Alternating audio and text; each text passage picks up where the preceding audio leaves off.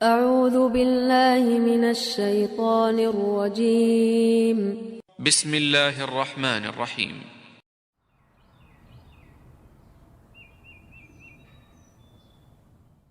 ذلك بأن الله هو الحق وأن ما يدعون من دونه هو الباطل وأن الله هو العلي الكبير. ألم تر أن الله أنزل من السماء ماء فتصبح الأرض مخضرة إن الله لطيف خبير له ما في السماوات وما في الأرض وإن الله لهو الغني الحميد. ألم تر أن الله سخر لكم ما في الأرض والفلك تجري في البحر بأمره ويمسك السماء أن تقع على الأرض إلا بإذنه إن الله بالناس لرؤوف رحيم. وهو الذي أحياكم ثم يميتكم ثم يحييكم إن الإنسان لكفور.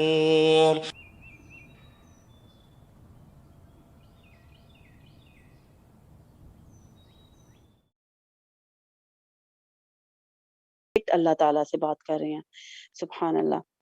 تو اب آج کل تو ہمیں الحمدللہ صبح کے سیشن میں بھی اتنی پیاری پیاری دعائیں ملتی ہیں سیکھنے کے لیے، اور اتنا اچھا لگتا ہے نا ترجمے کے ساتھ، اور جب استاذہ جی بعد میں اس کو ایکسپلین بھی کرتے ہیں پارے کے مطابق تو سبحان اللہ بہت اچھا لگتا ہے. اور یہ اسماء الحسنہ میں بھی الحمدللہ ہم اللہ کے ناموں سے ریلیٹڈ بہت ساری دعائیں جو ہیں ان کو بھی سیکھتے ہیں ترجمے کے ساتھ، اس کو جانتے ہیں الحمدللہ. اس سے پھر دعاؤں میں بھی بہت اثر آتا ہے.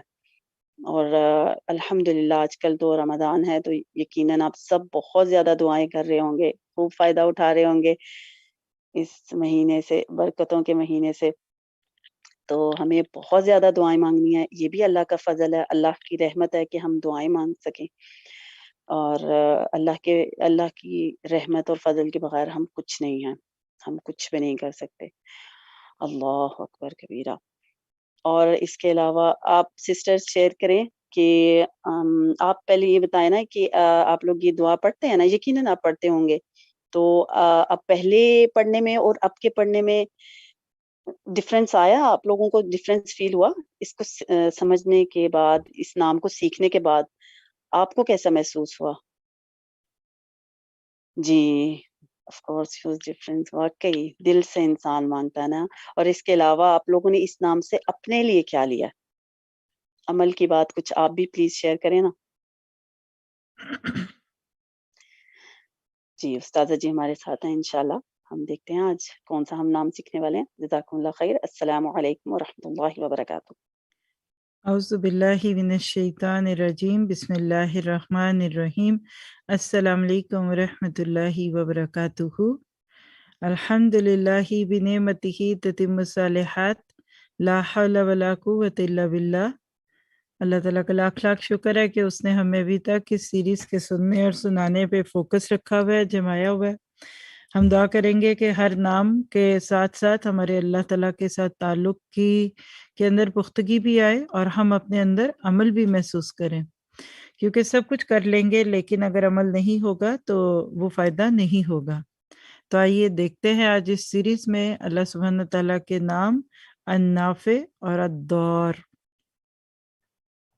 نحمده ونصلي على رسوله الكريم اما بعد فاعوذ بالله من الشيطان الرجيم.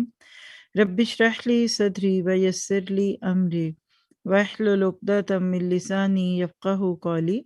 ربي يسر ولا تعسر وتمم بالخير. Amazed by الاسماء الحسنى. اس سیریز میں سے آج ہم اللہ تعالیٰ کے نام النافع اور الضار پہ بات کریں گے. دونوں نام ایک دوسرے کا اپوزٹ بھی ہیں اور ایک جوڑے کی صورت میں بھی ہمیں نظر آتے ہیں کہ جو النافع ہے اگر ہم اس کو الضار ہونا بھی سمجھ جائیں گے تو پھر ہم نافع کو اور اچھا سمجھیں گے. اور یہی بات الضار کے ساتھ ہے کیونکہ اگر ہم صرف ایک نام دیکھتے ہیں تو ہمیں ایسے لگتا ہے کہ وہ صرف نفع دینے والا ہے، یہ تو ہمیں سمجھ آ جائے گا. لیکن جب ہم خالی ادوار کرتے ہیں نا تو پھر ہمیں سمجھ نہیں آتا کہ ضرر پہنچانا والا یا وہ کون سی ہستی ہے، یہ تو کوئی اچھا معاملہ نہیں. تو اصل میں اللہ تعالیٰ کے یہ نام ایک بیلنسڈ اپروچ بھی سکھا رہے ہیں کہ جو نفع دے سکتا ہے وہ ضرر بھی دے سکتا ہے، کیونکہ اللہ سبحانہ تعالیٰ انسانوں کے ساتھ محبت کرتے ہیں. اللہ تعالیٰ کو پتہ ہے میرے بندوں کی کیا ضرورت ہے، تو لہٰذا اگر زندگی میں کچھ چیزوں میں ہمیں ضرر بھی دکھے یا اگر کوئی ضرر پہنچائے تو اس میں کیا خیر ہوتی ہے، یہ انشاءاللہ ہم سب دیکھیں گے. النافع کا لفظ اردو میں ہم نفع، منافع، منفعت اس صورت میں دیکھتے ہی رہتے ہیں. دعات کے لفظ کو ہم ضرر کی صورت میں اردو میں اور عربی میں دیکھیں تو ضرر اور مضر صحت اس طرح کے ناموں سے جانتے ہیں. مراد یہ کہ یہ نام آپ کے سنے ہوئے ہیں، دیکھے بھالے ہیں. تو آئیے دیکھتے ہیں لغوی معنی کیا ہے النافع کے. نون فا عین اس کا روٹ ہے، اور اس سے ہمیں پتہ چلتا ہے کہ اللہ سبحانہ تعالیٰ نفع دینے والا ہے. نفع، اللہ تعالیٰ کی ذات، اللہ تعالیٰ کی ہستی، اس میں انسانوں کو نفع دینے کی خصوصیت موجود ہے. اور جتنا زیادہ اللہ سبحانہ تعالیٰ بندے کو نفع دیتا ہے اتنا تو کوئی سوچ بھی نہیں سکتا، بلکہ دنیا میں اگر ہمیں کوئی نفع دے رہا ہے، فائدہ دے رہا ہے، تو وہ بھی النافع ہی کی دین ہے. تو نفع کس کو کہتے ہیں؟ ہر اس چیز کو جس سے خیر تک رسائی کے لیے استعانت حاصل کی جائے، مدد حاصل کی جائے.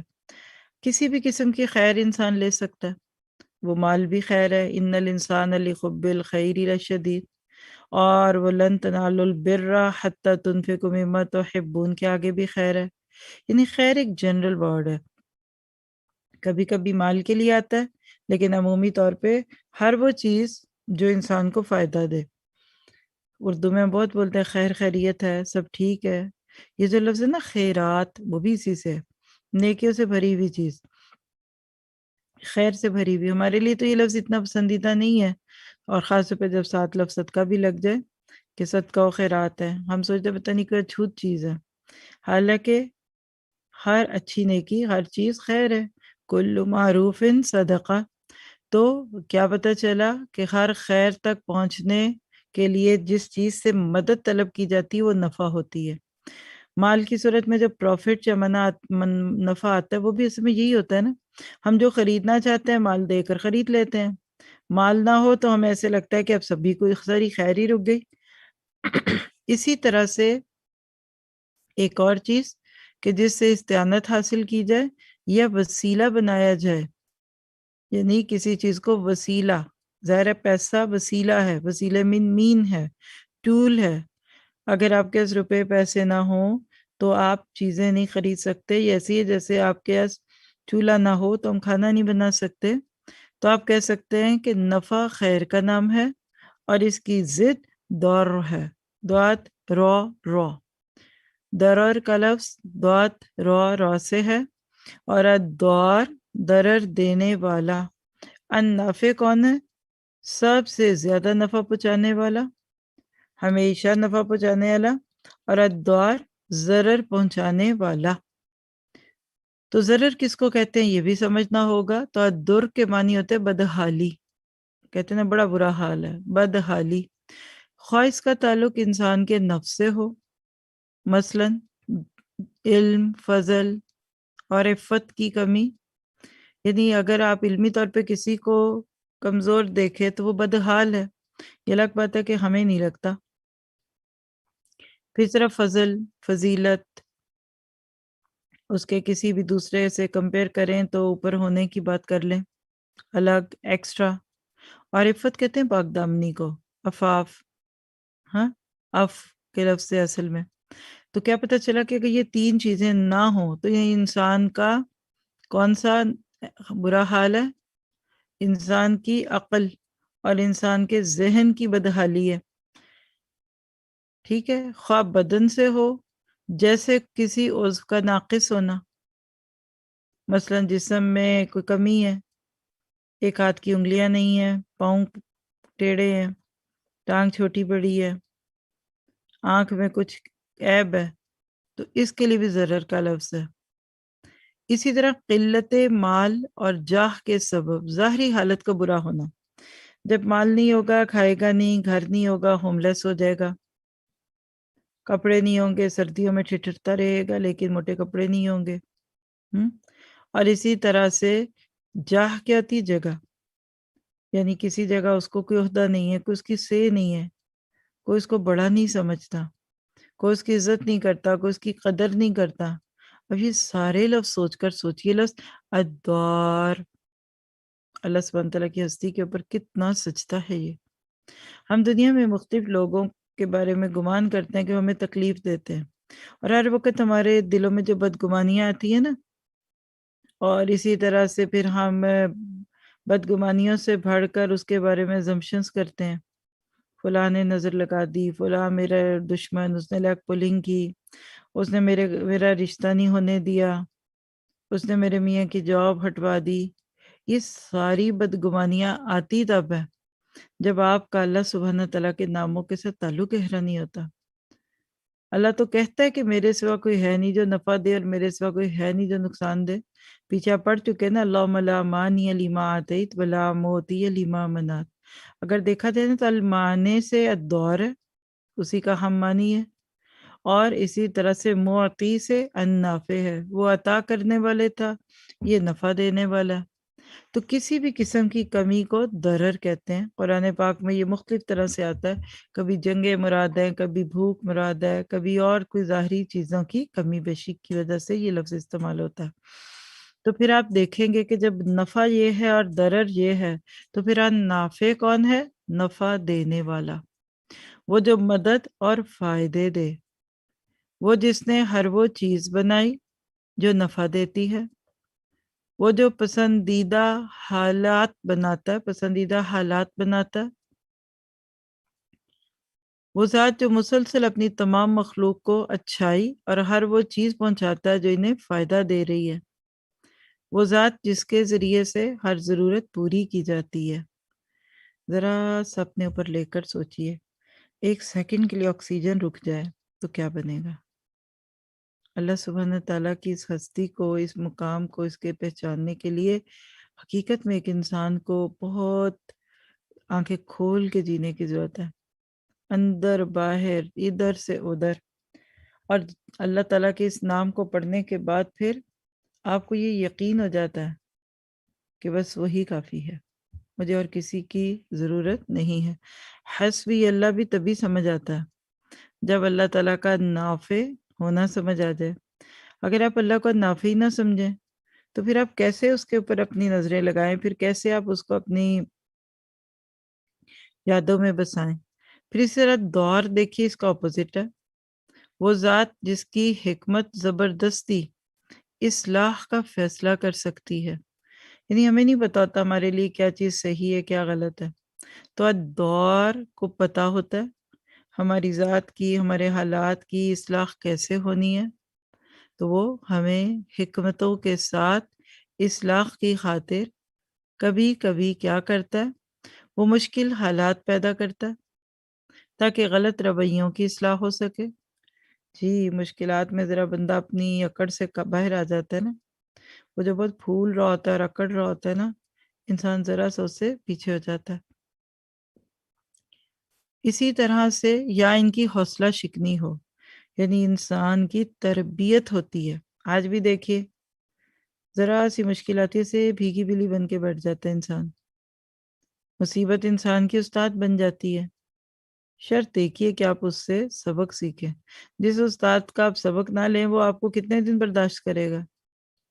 تو اللہ سبحانہ تعالیٰ کبھی کبھی ہم پہ کوئی ضرر، کوئی تکلیف، کوئی مشکل ڈالتا ہے تاکہ ہمارے غلط رویوں کی اصلاح ہو۔ اندر اکڑ آ رہی ہوتی ہے، لہجے میں کوئی ٹون سخت ہوتی ہے، دوسروں کو ہم برا سمجھ رہے ہوتے ہیں، اور اسی طرح سے وہ ذات جو ایسے حالات بناتا ہے جو بظاہر نقصان دہ ہوتے ہیں۔ یہ بظاہر کیوں ہے جی؟ اس لیے کہ اللہ کبھی اپنے بندوں کا برا نہیں چاہتا۔ بظاہر کوئی چیز بری لگ رہی ہے، وہ بری ہے کہ نہیں لگ رہی ہے نا، لیکن الدور کو پتا ہوتا ہے کہ اس میں ہمارے لیے کیا خیر ہے۔ جیسے انجیکشن لگتا ہے تو وہ تکلیف دہ ہوتا ہے، لیکن ڈاکٹر کو اور ماں کو پتا ہوتا ہے کہ بچے کو یہ انجیکشن کیوں لگوایا جا رہا ہے.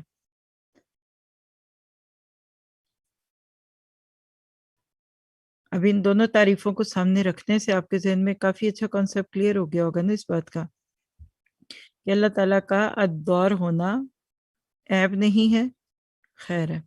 بندے کا عیب کیوں بن جاتا ہے ضرر دینا؟ کیونکہ بندے کو چونکہ اصل نہیں پتا ہوتی نا، وہ اپنے کسی منفی جذبے کی خاطر کسی کو تکلیف دے رہا ہوتا ہے. کہیں حسد ہوتا ہے، کہیں بغض ہوتا ہے، لیک پولنگ ہوتی ہے، کہیں اپنی عقیدہ کمزور ہے، ہائے میری کوئی چیز نہ لے لے. اللہ سبحانہ تعالیٰ کے حق میں دور بہتر کیوں ہے؟ کیونکہ اللہ تعالیٰ ایسی ساری چیزوں سے بے نیاز ہے. آئیے دیکھتے ہیں ان دونوں ناموں سے متعلق سلف صالحین کے کچھ اقوال تاکہ ہم ان ناموں کو مزید اچھا سمجھ سکیں.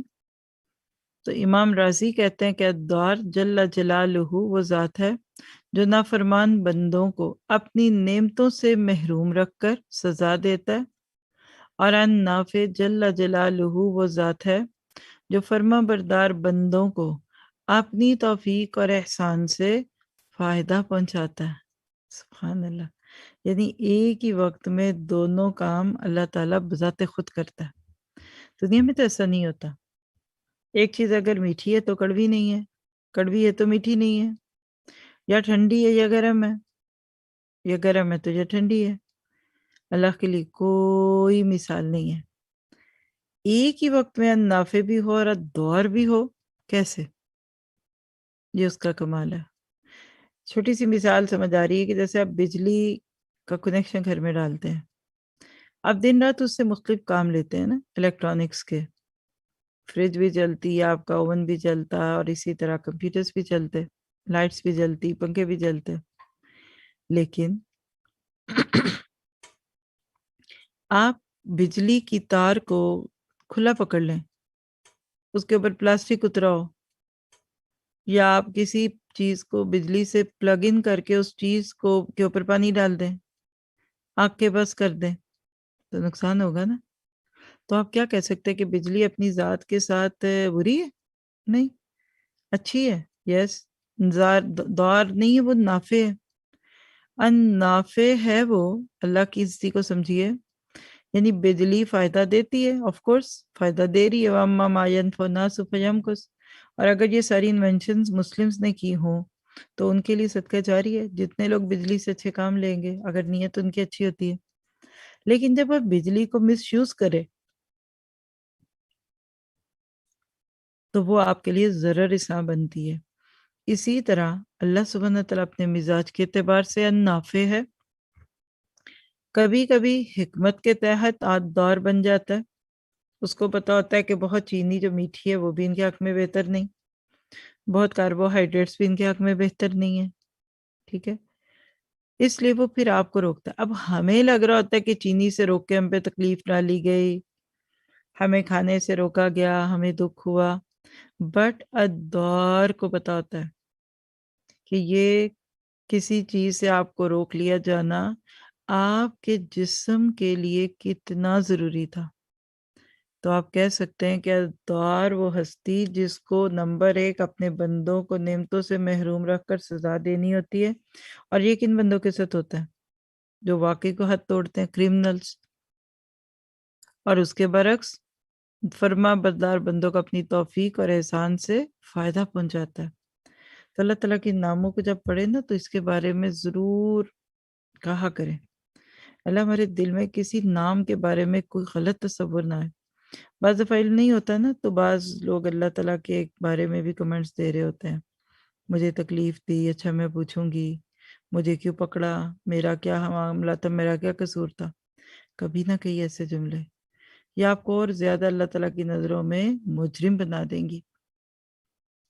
اور جتنا زیادہ آپ کو اللہ تعالیٰ کے نافع اور دور ہونے کا یقین ہو جاتا ہے نا، اتنا پھر آپ اس کے آگے جھکتے ہیں. جب سارا کچھ مل ہی ایک دکان سے جائے گا تو اتنی دکانیں پھرنے گھومنے کی کیا ضرورت ہے.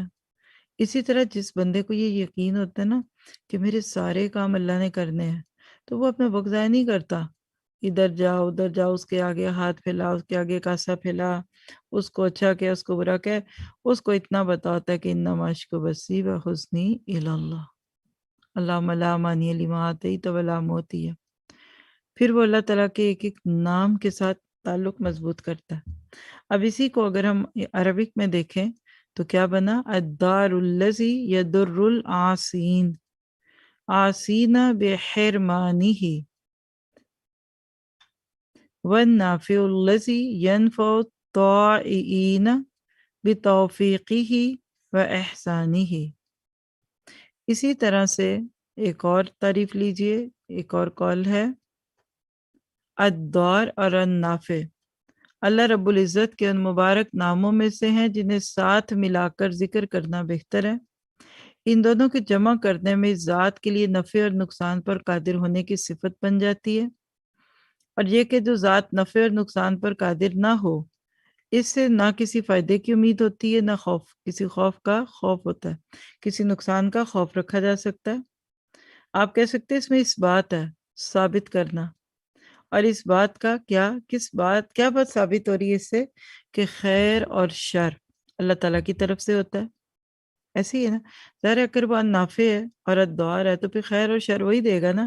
تو یہ ایک سائیڈ کا بہت پیارا نقطہ نکل آیا کہ وہ ذات چونکہ نافع ہے اور الدوار بھی ہے، تو لہٰذا یہ بات ثابت ہوئی کہ خیر اور شر اللہ کی طرف سے ہی ہوتے ہیں۔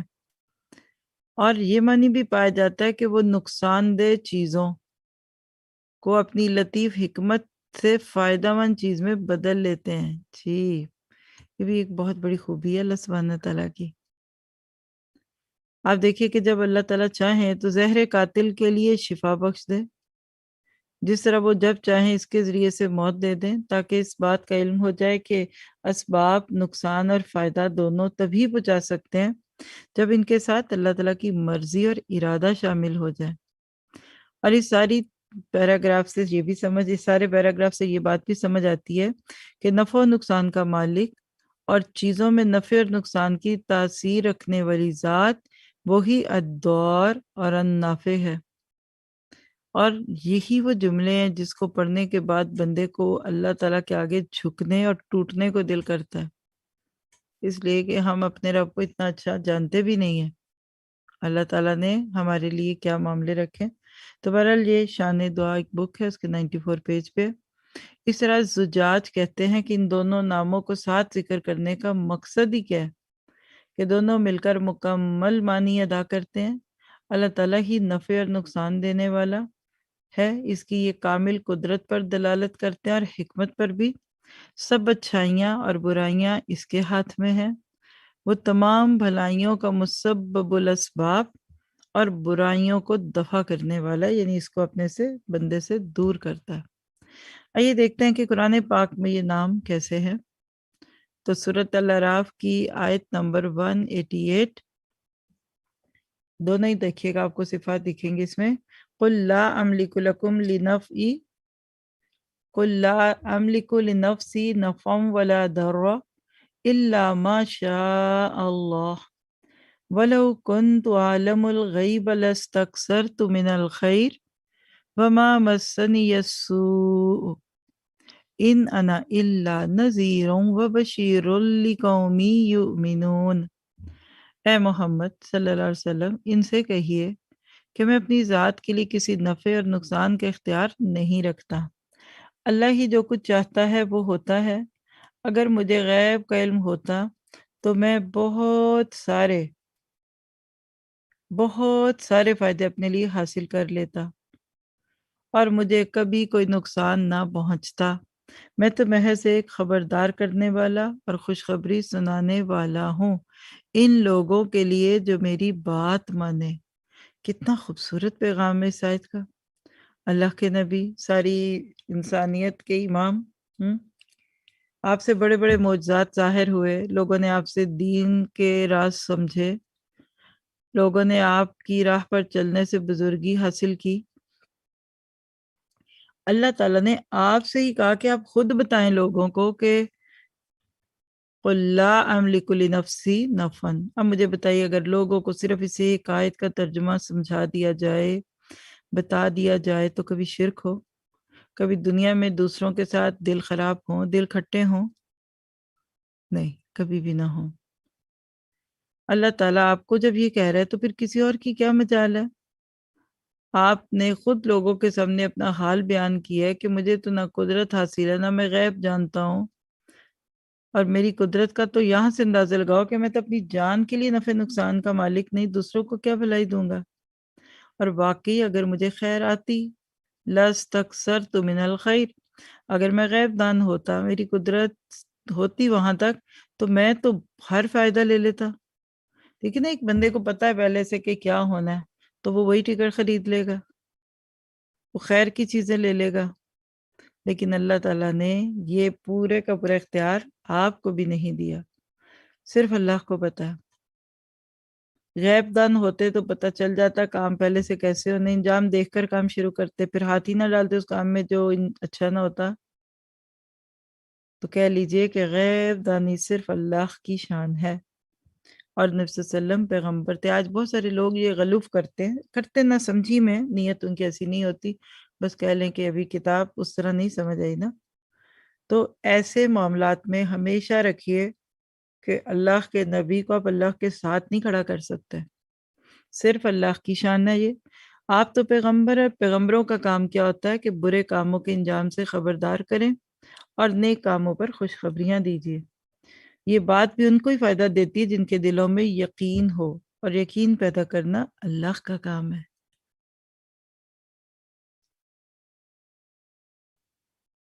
پھر آپ دیکھیے کہ سورۃ جن کی آیت نمبر 21 میں آتا ہے، قُلْ إِنِّي لَا أَمْلِكُ لَكُمْ ضَرًّا وَلَا رَشَدًا، کہو میں تم لوگوں کے لیے نہ کسی نقصان کا اختیار رکھتا ہوں نہ کسی بھلائی کا۔ آپ دیکھیے، اور ایسی آیتوں میں خود آپ سے ہی کہلوایا جا رہا ہے، یہ دلچسپ بات ہے آپ کے لیے۔ قل قل، کیونکہ جس کو لوگ کہیں اگر اس کو اپنی حصی نہیں پتا تو ہو سکتا ہے وہ بھی غلط فہمی کا شکار ہو جائے۔ آج بھی آپ دیکھیے ایگزیجوریشن ہوتا ہے، بعض لوگ بہت زیادہ ان چیزوں میں غلوف کر دیتے ہیں۔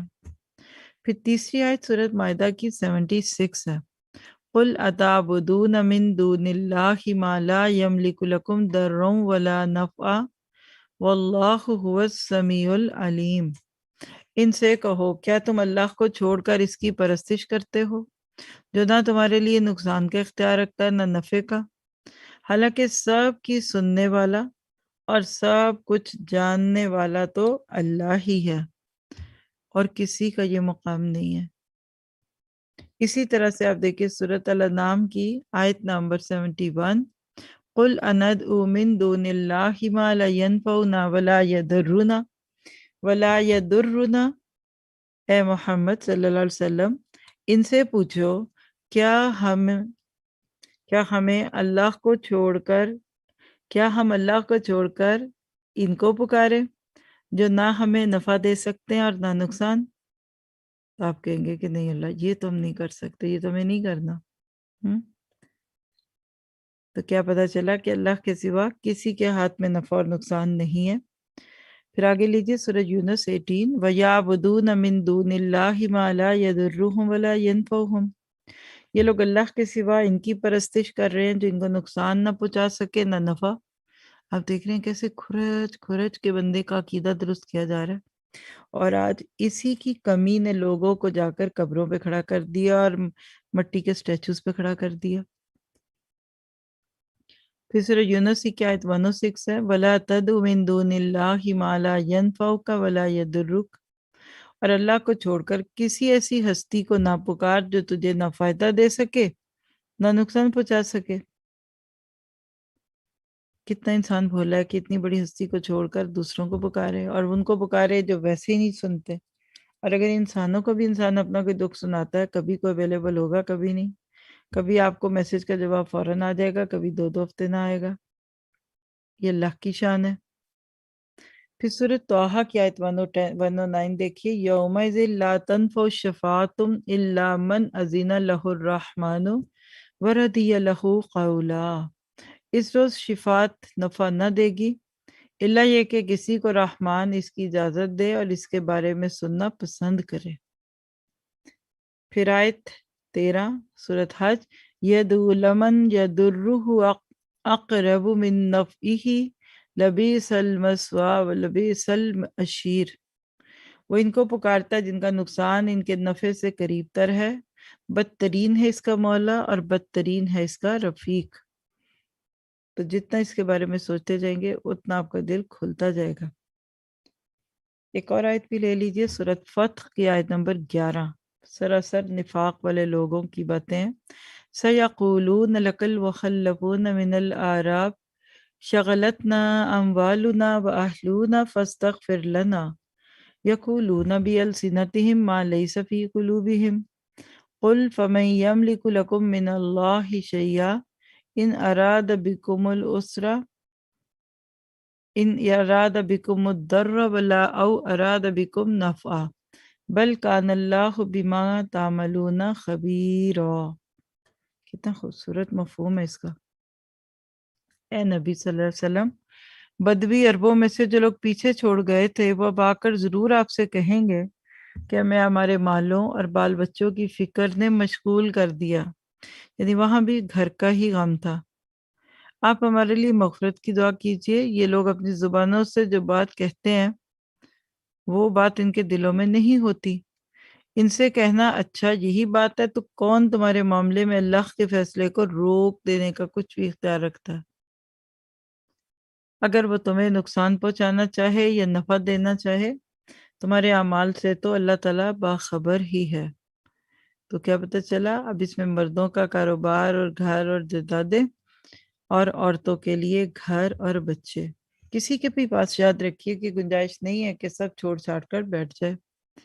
اسی طرح آپ دیکھیے گا آیت 102 سورۃ البقرہ، فَيَتَعَلَّمُونَ مِنْهُمَا مَا يُفَرِّقُونَ بِهِ بَيْنَ الْمَرْءِ وَزَوْجِهِ وَمَا هُمْ بِضَارِّينَ بِهِ مِنْ أَحَدٍ إِلَّا بِإِذْنِ اللَّهِ وَيَتَعَلَّمُونَ مَا يَضُرُّهُمْ وَلَا يَنفَعُهُمْ وَلَقَدْ عَلِمُوا لَمَنِ اشْتَرَاهُ مَا لَهُ فِي الْآخِرَةِ مِنْ خَلَاقٍ وَلَبِئْسَ مَا شَرَوْا بِهِ أَنفُسَهُمْ لَوْ كَانُوا يَعْلَمُونَ۔ کیا پتہ چلا اس آیت میں؟ پھر بھی یہ لوگ ان سے وہ چیز سیکھتے تھے جس سے شوہر اور بیوی میں جدائی ڈال دیں۔ ظاہر تھا کہ اللہ کی اجازت یعنی اذن الہی کے بغیر وہ اس ذریعے سے کسی کو بھی ضرر نہیں پہنچا سکتے تھے، مگر اس کے باوجود ایسی چیز سیکھتے تھے جو خود ان کے لیے نفع بخش نہیں تھی بلکہ نقصان دہ بھی تھی، اور انہیں خوب معلوم تھا کیا کہ جو اس چیز کا خریدار بنا اس کے لیے آخرت میں کوئی حصہ نہیں۔ کتنی بری متاع تھی جس کے بدلے انہوں نے اپنی جانوں کو بیچ ڈالا، کاش انہیں معلوم ہوتا۔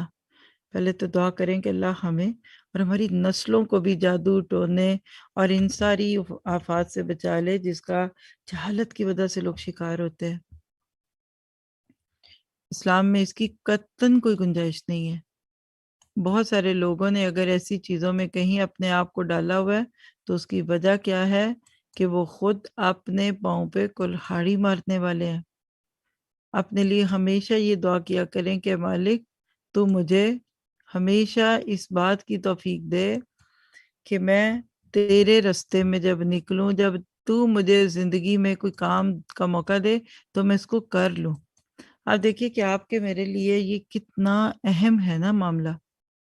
اس کو لے کر آپ کو اپنی زندگی میں انشاءاللہ آگے بڑھنا ہے تاکہ آپ دنیا میں اللہ تعالیٰ کی بنائی ہوئی یہ ساری چیزوں کو جو آپ کو اس نے دی ہیں اس کو بہترین طریقے سے انجوائے کریں۔ کبھی کبھی اللہ سبحانہ تعالیٰ تو نفع دینا چاہتا ہے لیکن ہم لینا نہیں چاہتے، ہم ان چیزوں سے دور ہوتے ہیں۔ تو اپنے آپ کو اللہ کے ہاتھوں میں دے دیں کہ مالک میرے بارے میں میرے حق میں جو بہتر ہے مجھے دے دے، اور جو میرے حق میں بہتر نہیں، جو مجھے ٹھیک نہیں، مجھے اس سے بچا لے۔ ہم اتنے محتاج ہیں اللہ کے حکم کے کہ جتنا ہم سمجھتے بھی نہیں اپنے آپ کو، اور جتنا اللہ سبحانہ تعالیٰ آپ کو موقع دے خیر کا اتنی خیر لیجئے۔ پھر اسی طرح سے آپ دیکھیے کہ انبیاء کرام جو دنیا میں آئے تھے نا، ان کا اصل کام پتہ کیا تھا؟ کہ وہ اللہ کی راہ بتاتے اور جن اچھے برے کاموں سے واقف تھے اس سے لوگوں کو آگاہ کرتے۔ جتنا زیادہ آپ اللہ تعالیٰ کے نبیوں کے بارے میں جانتے جائیں آپ کو ان سے بھی محبت ہوتی جائے گی، کیونکہ انہوں نے بھی ہمیشہ خیر کی بات کی اور اللہ نے ان کی تبلیغ میں تاثیر رکھی تھی۔ بہت سے لوگ ان کی تبلیغ سے سیدھی راہ پہ آ جاتے، ہاں، لیکن جہاں اللہ روک دیتا وہاں لوگ رک جاتے ہیں۔ کوئی ضروری نہیں ہوتا کہ انسان کوئی چیز سوچے اور وہ ہمیشہ ہو جائے۔ ہمیشہ لوگ بیٹا مانگتے ہیں، اللہ بیٹی دے دیتا ہے۔ بلائیں آ جاتی ہیں، فتح شکست ہو جاتی ہے، کبھی دولت ہے، کبھی غربت ہے، کبھی کچھ، کوئی امیر، کوئی بادشاہ، کسی کے دل میں کوئی بات، کوئی صحت مند ہے تو کوئی بے چین ہے۔ یہ اس کے کام ہے، النافع اور الدور کے۔ اپنے لیے ہمیشہ دعا کیا کریں کہ میں نے ان ناموں پہ غور کر کے خود کو بھی دوسروں کے لیے نفع مند بنانا ہے اور اپنے ضرر سے دوسروں کو بچانا ہے۔ یہ بڑی اہم بات ہوتی ہے۔ ہم یہ بھول جاتے ہیں کہ دوسرے کو ہم کیسے ضرر پہنچاتے ہیں اور کیسے وہ ہمیں مشکل میں ڈالتا ہے۔ پھر اسی طرح سے آپ دیکھیے گا کہ آپ ان ناموں پہ جتنا غور کریں گے نا تو آپ مخلوق سے بالکل بے نیاز ہو جائیں گے۔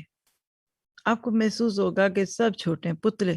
کبھی کبھی لوگ کہتے ہیں دین پہ آ کے لوگ پراؤڈ ہو جاتے ہیں، کسی کی پرواہ ہی نہیں ہوتی۔ سچی بتاؤں، پرواہ نہیں ہوتی کی بات یہ ہے کہ وہ جچتے ہی نہیں ہے نظروں میں۔ ان کے سب سے اچھا تعلق رکھیے، کھلائیے پلائیے ملیے، باقی سارے معاملے میرے رب سے۔ جب میرا کام میرا رب اس سے اچھا کر سکتا ہے تو میں کیوں پریشان ہوں؟ تو اللہ کرے کہ ہمیں یہ باتیں سمجھ آ جائیں۔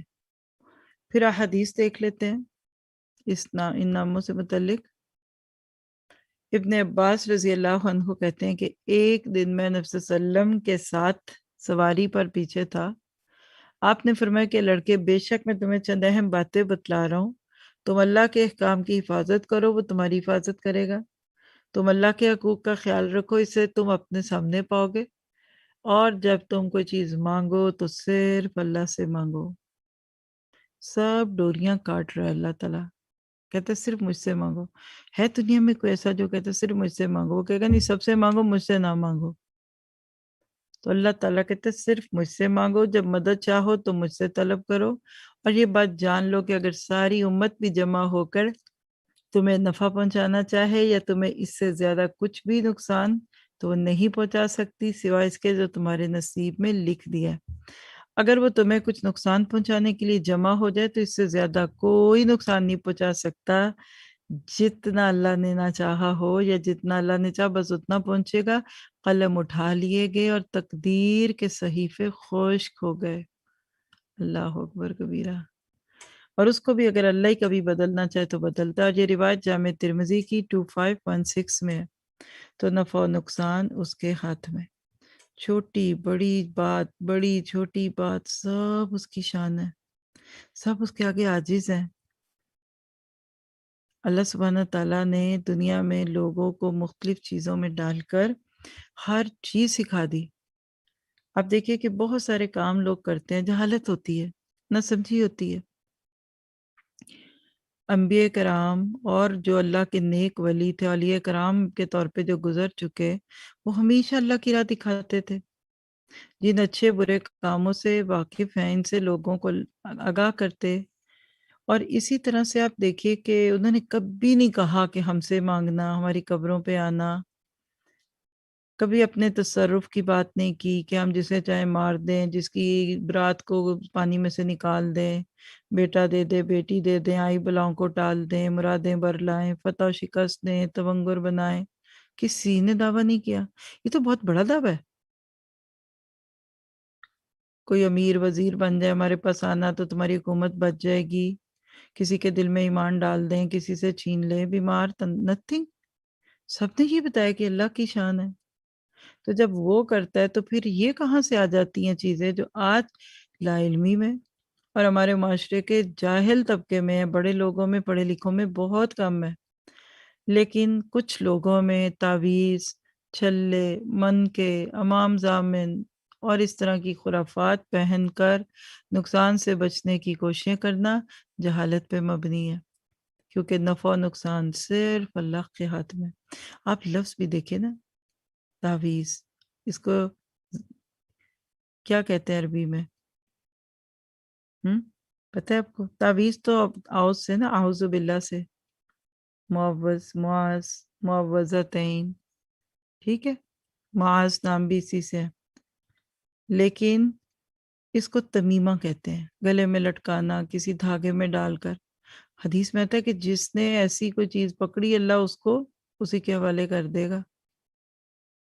اب وہ ایک بے جان سا ٹکڑا کاغذ کا، کپڑے کا، اس پہ کچھ لکھا رکھا ہوا، کیا اس کو فائدہ دے گا؟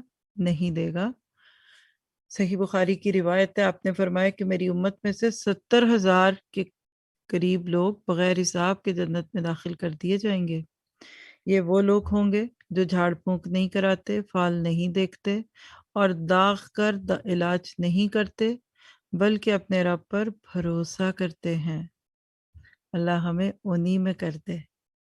اور روایت میں آتا ہے ان رقا و تمائم و تیولت شرک، منتر، تعویذ اور گنڈا سب شرک ہے۔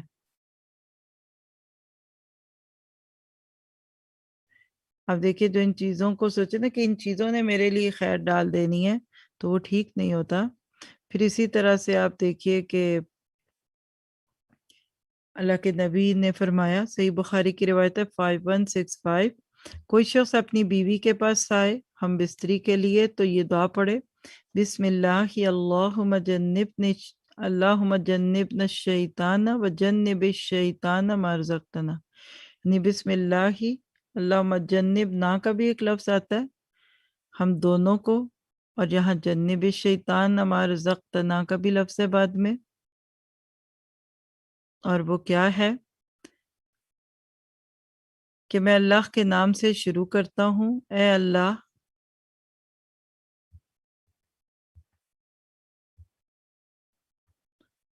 تو تھوڑا سا پیج مجھ سے چھٹا پچھلی حدیث کا، وہ پہلے پڑھ لیتے ہیں۔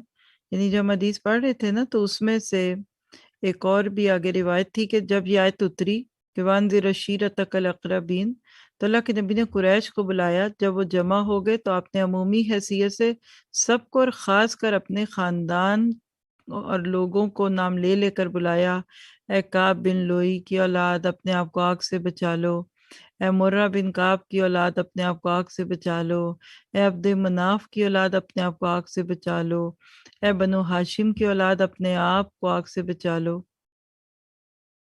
اے عبد المطلب کی اولاد اپنے آپ کو آگ سے بچا لو، اے فاطمہ بنت رسول صلی اللہ علیہ وسلم اپنے آپ کو آگ سے بچا لو، میں اللہ کی طرف سے کسی مواخذے کی صورت میں تمہارے لیے کسی چیز کا اختیار نہیں رکھتا، تم لوگوں کے ساتھ رشتہ ہے، اسے میں اسی طرح جوڑتا رہوں گا جس طرح جوڑنا چاہیے۔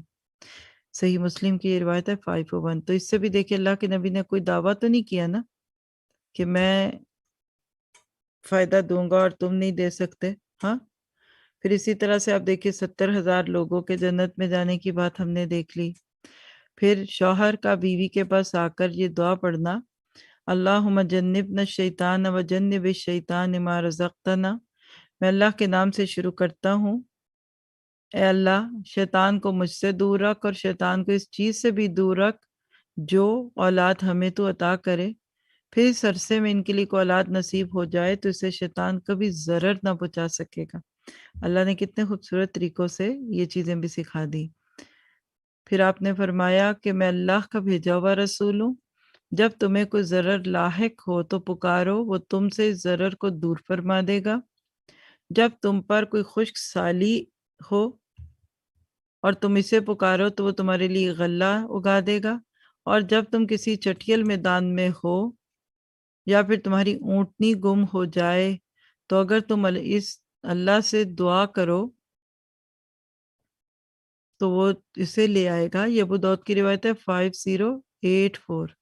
تو اس سے کیا پتہ چلتا ہے کہ اللہ سبحانہ تعالیٰ نافع بھی ہیں، الضار بھی ہیں، وہ بندے کی ہر ضرورت کو پورا کرتے ہیں، اور بندے کو خود بھی نہیں پتا ہوتا کہ میں کہاں کھڑا ہوں۔ ہمارے تو اپنے ہاتھ میں کچھ نہیں ہے، کسی کو دینا تو بہت بڑی جرت، بہت بڑا ایک قسم کا دعویٰ کرنا ہے۔ اللہ سبحانہ تعالیٰ نے تو یہ چیز آپ کے پاس یہ بھی نہیں رکھی کہ آپ خود اپنے نفع اور نقصان کے مالک ہیں، آپ کو اللہ نے خود ہی سب کچھ دے دلا دیا ہے، اس کی بھی اجازت نہیں ہے۔ آپ اللہ تعالیٰ کے ساتھ اپنے معاملے کو درست رکھنے کی خاطر ہمیشہ یہ کہا کریں کہ مالک ہم تیرے فیصلوں پہ راضی ہیں، جو تو نے ہمارے لیے رکھا، نفع کو بھی قبول کیجیے، نقصان کو بھی کیجیے، دونوں ایک ہی طرف سے آ رہے ہیں۔ پھر اسی طرح سے ابن ماجہ کی روایت ہے 3518، ایک آدمی کو بچھو نے ڈنک مارا تو وہ رات بھر نہیں سو سکا۔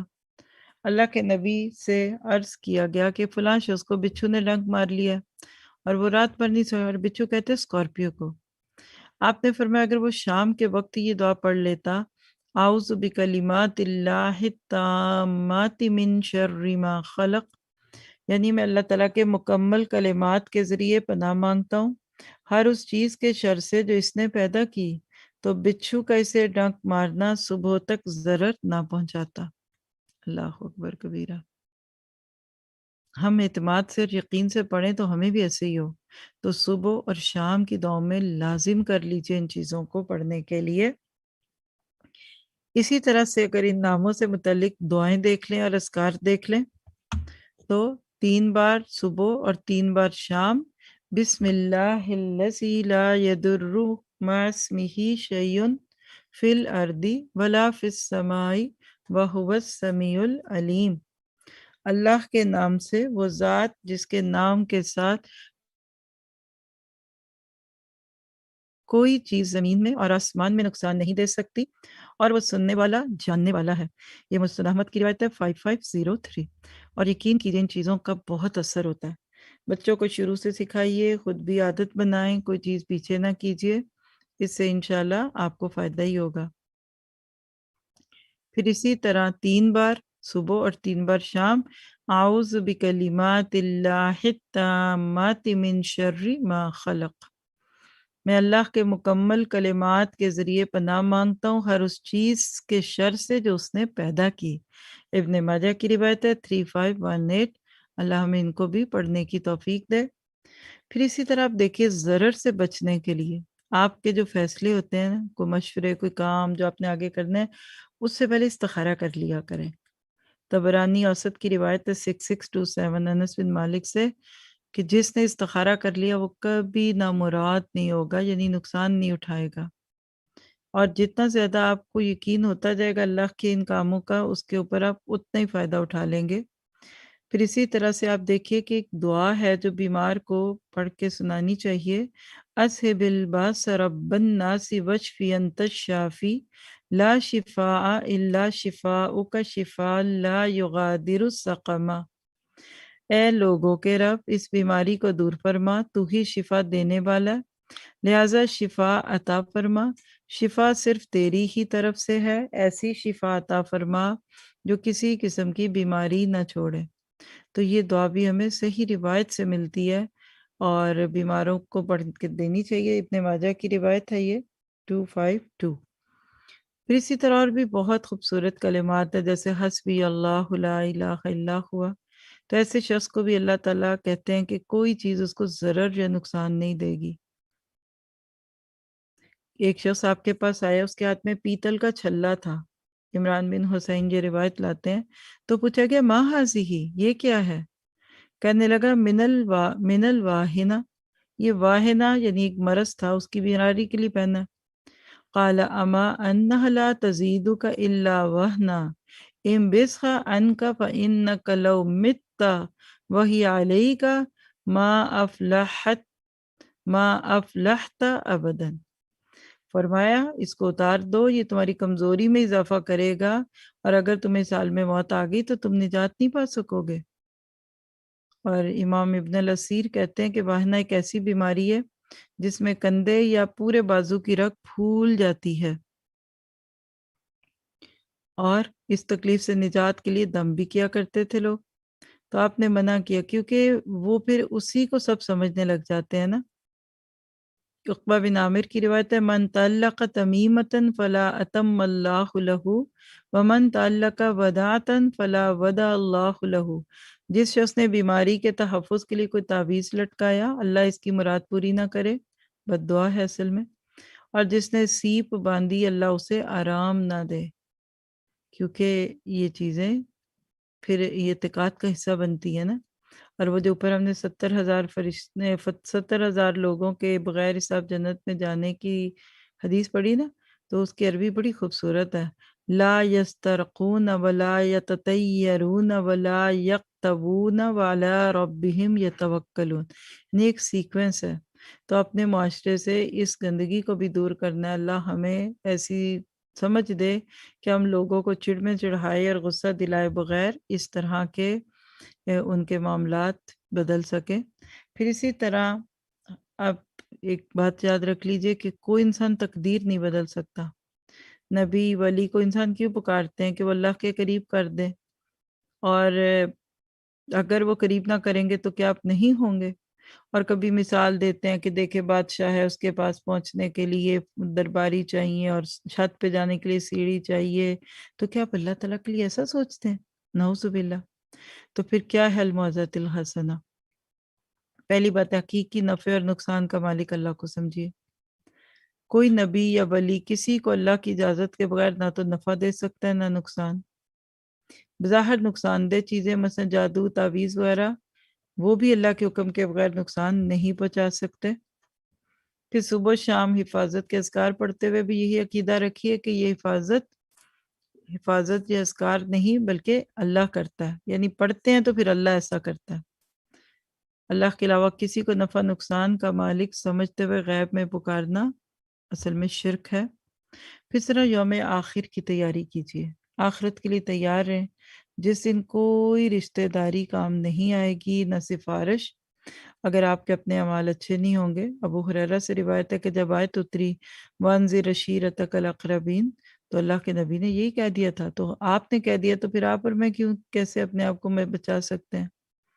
آپ اپنی پیاری بیٹی فاطمہ کو کہا کرتے تھے یا فاطمہ تو انقذی نفسکی من النار وانی لا املک لکم من اللہ شیئا۔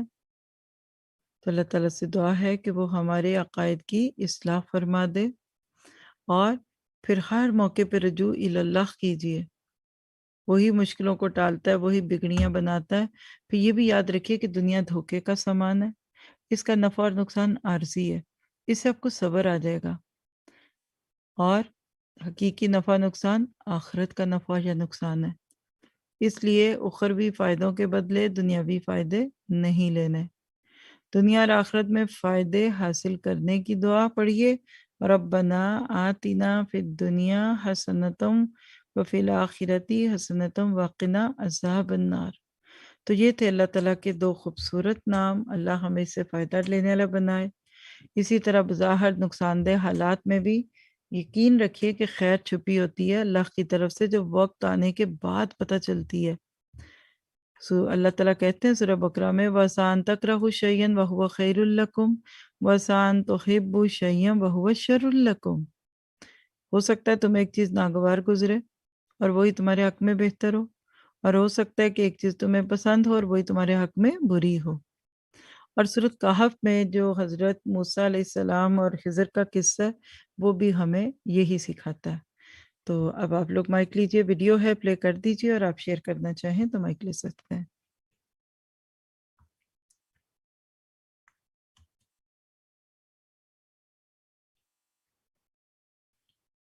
جی ایڈمنس ویڈیو پلے کریں پلیز۔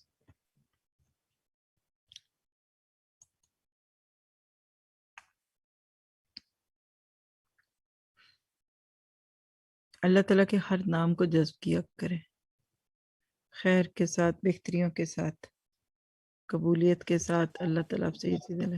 جی آپ بولیے۔ السلام علیکم ورحمۃ اللہ وبرکاتہ استاذہ جی۔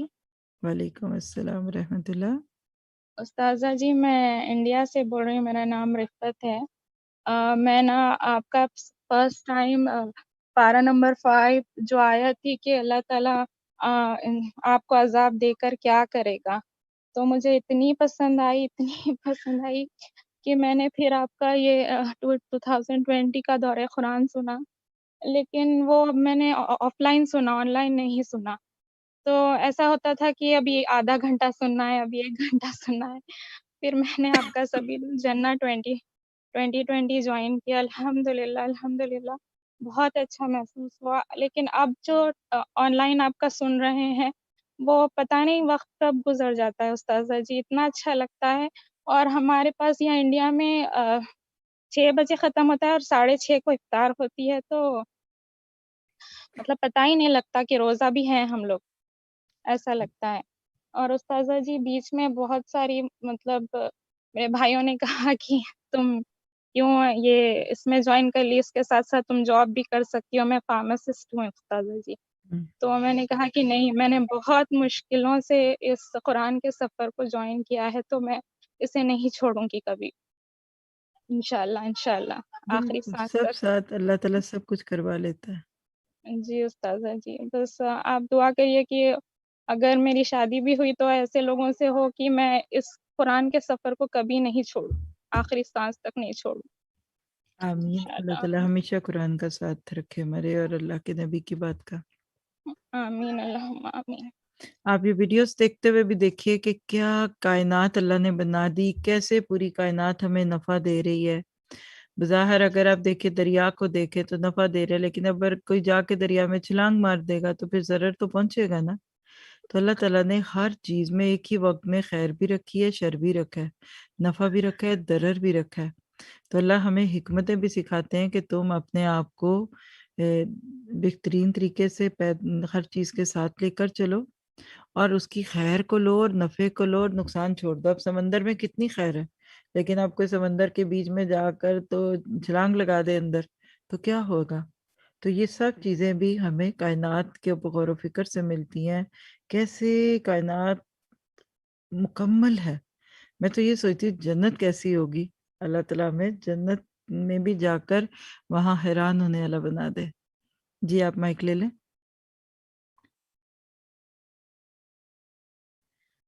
جی السلام علیکم ورحمۃ اللہ وبرکاتہ. جزاک اللہ خیرن کثیرہ واحسن الجزاء. جی بہت خوبصورت، بہترین. آج ایسے لگ رہا تھا جیسے پچھلے جتنے بھی نام ہم لوگ کر چکے ہیں ان کا جیسے خلاصہ ہے نا، کہ صرف اللہ سے مانگنا ہے، اللہ ہی دے سکتے ہیں. نفع پہنچانا چاہے نقصان پہنچائے، اس کی ہر مرضی پہ ہم نے اس کے ہر رضا پہ راضی رہنا ہے. اور ساجی ماشاءاللہ سیکھا بھی الحمدللہ. میں نے تو خود بہت زیادہ الاسماء الحسنی سے سیکھا اس چیز کو. دل مضبوط ہوتا گیا ہر نام کے ساتھ. الحمدللہ کہ جو بھی میں جس حال میں ہوں، کچھ بھی ہوں، میرے مالک کی اس میں کوئی نہ کوئی رضا ہے. اور وہی چیز کے ہو سکتا ہے تمہیں کوئی چیز پسند ہو اور اس میں تمہارے لیے شر ہو. تو یہ جب انسان اپنی زندگی میں ان کچھ معاملات سے گزرتا ہے نا، تو تب یہ امپلیمنٹ ہوتا ہے قرآن کی آیات اور یہ سارا کچھ. اور ماشاءاللہ لا قوت الا باللہ ساجی دورہ قرآن آج کا پارا انتہائی جھنجھوڑنے والا تھا. صحیح ایسے لگ رہا تھا جیسے صحیح جھنجھوڑا جا رہا ہے روح کو، دل کو. بس اللہ سبحانہ تعالیٰ واقعی ریل میں ہمارے دلوں کو بدل دے. آمین. اور یہ جو آپ نے ساجی بھی بات کی نا کہ جیسے کوئی سمندر ہے کتنا خوبصورت ہے، اس سے ہم نفع اٹھا سکتے ہیں، لیکن کوئی چھلانگ ہی مار دے تو بہت ضرر ہے اس کے لیے. اس طرح زندگی کے حالات میں بھی میں یہی سوچ رہی تھی کہ جیسے بیماری آتی ہے، پریشانی آتی ہے، یا کسی کی اولاد نہیں ہوتی، تو اب 2 رستے ہیں ہمارے پاس، کہ ایک یہ کہ مانگنا ہے تو صرف اللہ ہی سے مانگنا ہے، اور اگر وہ نہیں دے رہا تو اس کی کوئی حکمت ہے، اس پہ انسان پھر راضی رہے. اور اس میں بھی انشاءاللہ اللہ بہت خیر رکھیں گے. لیکن انسان کیا ہوتا ہے کہ عقیدہ مضبوط نہ ہونے کی وجہ سے، اللہ تعالیٰ سے تعلق مضبوط نہ ہونے کی وجہ سے، یا پھر صحبت ٹھیک نہ ہونے کی وجہ سے بھی انسان دوسری طرف چل پڑتا ہے. تعویذ اور یہ جیسے تمیمہ کا آج آپ نے کتنے ڈیٹیل سے بتایا، تو بس پھر اس کے لیے نقصان ہی نقصان ہے. اور اللہ تعالیٰ سے دعا ہے کہ اللہ تعالیٰ کبھی بھی ہمیں دین کے یعنی دین کے نام پہ بھٹکنے سے اللہ میں بچائے. یہ جملہ آپ کو مجھے ہمیشہ یاد رہتا ہے. اللہ تعالیٰ آپ کو جزائے خیر دے.